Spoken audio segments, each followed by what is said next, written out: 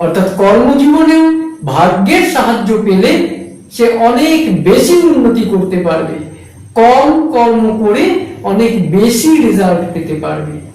আর ভাগ্যাধিপতি যদি দুর্বল হয়, ভাগ্যের যদি সেই সাহায্য না পায়, আমরা সমাজে এমন অনেক লোক দেখি, অনেক মানুষ দেখি যারা প্রচুর পরিশ্রম করছে, সকাল থেকে রাত অবধি পরিশ্রম করছে, পরিশ্রমে তার কোনো দ্বিধা নেই, কিন্তু সেই পরিমাণে অ্যাচিভমেন্ট সে পাচ্ছে না।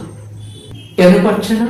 তার মানে তার ভাগ্য ক্ষেত্র স্ট্রং নয়, ভাগ্য তাকে সাহায্য করছে না। সেক্ষেত্রে ভাগ্যস্থানকে তুলে ধরতে হয়, ভাগ্যক্ষেত্রে কি প্রবলেম আছে, কি অশুভ গ্রহযোগ আছে, কেন তার ভাগ্যস্থান তাকে সাহায্য করছে না, সেটা দেখে নিয়ে যদি কাটিয়ে নেওয়া যায় তাহলে অনেক বেশি লাভ হয়, মানুষটার জীবন অনেক সুন্দর হয়ে যায়, স্মুথ হয়ে যায়। এখানেও তাই মেষ লগ্নের ভাগ্যস্থান হচ্ছে ধনুস্থান, ধনুরাশি। অর্থাৎ ধনুরাশির জায়গাটা যদি স্মুথ থাকে তাহলে সে ব্যবসা ক্ষেত্রেই হোক আর চাকরি ক্ষেত্রেই হোক, পড়াশোনার জীবনই হোক আর সংসার জীবনই হোক, তার জীবন কিন্তু খুব সুন্দর হবে।